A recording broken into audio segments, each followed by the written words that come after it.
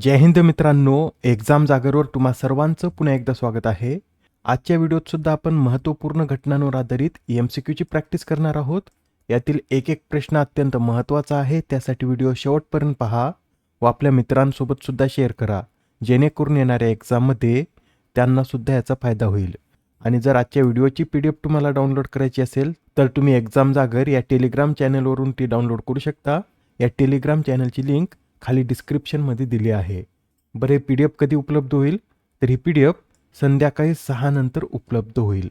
ठीक आहे, आता आपण आजच्या सत्राला सुरुवात करूया. पहिला प्रश्न पहा मित्रांनो, भारतात प्रहार हे धोरण सुरू करण्यात आलं, तर हे धोरण कोणत्या मंत्रालयाने सुरू केलं हेच आपल्याला सांगायचं आहे. या प्रश्नाचं उत्तर आहे पर्याय क्रमांक 2, म्हणजेच हे धोरण गृह मंत्रालयाने सुरू केलं आहे. प्रहार हे धोरण भारताचं पहिलंच व्यापक राष्ट्रीय दहशतवाद विरोधी धोरण आहे.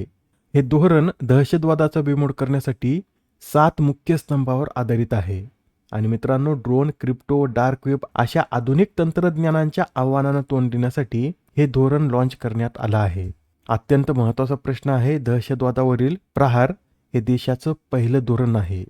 नेक्स्ट क्वेश्चन, नीती आयोगाच्या अंतरिम मुख्य कार्यकारी अधिकारी म्हणून कोणाची नियुक्ती करण्यात आली? तर आता नीती आयोगाच्या अंतरिम मुख्य कार्यकारी अधिकारी म्हणून निधी छिब्बर यांची नियुक्ती करण्यात आली. मित्रांनो, 24 फेब्रुवारी रोजी BVR सुब्रमण्यम यांचा कार्यकाळ संपल्यानंतर हे पद रिक्त होतं. त्यासाठी निधी छिब्बर यांची अंतरिम मुख्य कार्यकारी अधिकारी म्हणून यावर नियुक्ती करण्यात आली. निधी छिब्बर नीती आयोगाच्या मुख्य कार्यकारी अधिकारी म्हणून कार्य करणाऱ्या या पहिल्याच महिला आहेत. सध्या निधी छिब्बर या नीती आयोगाच्या विकास, देखरेख आणि मूल्यांकन कार्यालयाच्या महासंचालक म्हणून कार्य करत आहेत. नीती आयोगाविषयी थोडक्यात माहिती पाहून घेऊया. नीती म्हणजे काय, तर national institution for transforming India. याची स्थापना 1 जानेवारी 2015 मध्ये करण्यात आली. याचं मुख्यालय दिल्ली येथे आहे. याचे पदसिद्ध अध्यक्ष हे पंतप्रधान असतात. याचे सध्या उपाध्यक्ष कोण आहेत, तर सुमन केबेरी याचे उपाध्यक्ष आहेत. नीती आयोगाची स्थापना कधी करण्यात आली हे लक्षात ठेवा. एक्झाममध्ये खूप वेळा यावर प्रश्न विचारण्यात आलेला आहे. नेक्स्ट क्वेश्चन, वनजीवी दिदी उपक्रम कोणत्या व्याघ्र प्रकल्पाने सुरू केला? तर हा जो वनजीवी दिदी उपक्रम आहे, हा उपक्रम पलामू टायगर रिझर्वने सुरू केला. पलामू व्याघ्र प्रकल्प हा कोणत्या राज्यात स्थित आहे?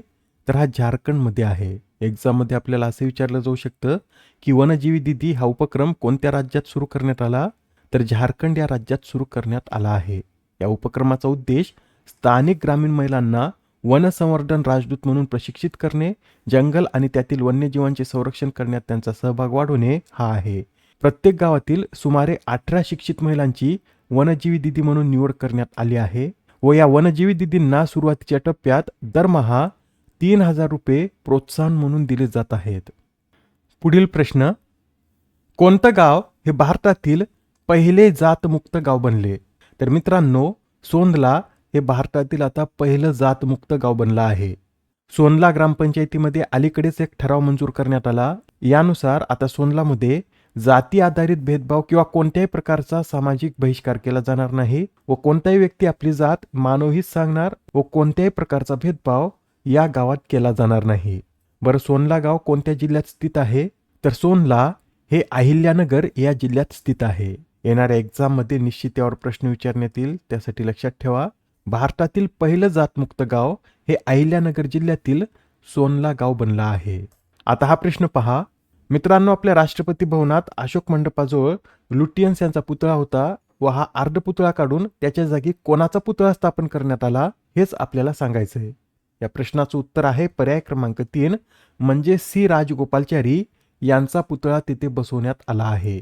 याआधी तेथे ब्रिटिश वास्तुविशारद एडविन लुटियन्स यांचा पुतळा होता व आता तो काढून तेथे स्वतंत्र भारताचे पहिले भारतीय गव्हर्नर जनरल C राजगोपालचारी यांचा पुतळा स्थापन करण्यात आला आहे. बरे, एडविन लुटियन्स कोण होते?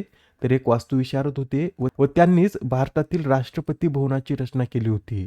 मित्रांनो, C राजगोपालचारी यांच्याविषयी हे सुद्धा लक्षात ठेवा. भारताने 1954 साली पहिल्यांदा जे 3 भारतरत्न प्रदान केले होते त्यात डॉक्टर S राधाकृष्णन व CV रमन यांच्याबरोबरच C राजगोपालचारी यांचा सुद्धा समावेश होता. नेक्स्ट क्वेश्चन, मित्रांनो, तुम्हाला हे तर माहितीच असेल की धर्म गार्डियन हा युद्धाभ्यास भारत व जपान या 2 देशादरम्यान आयोजित केला जातो. तर यंदा याचं आयोजन कोणत्या राज्यात करण्यात येत आहे हेच आपल्याला यात सांगायचं आहे.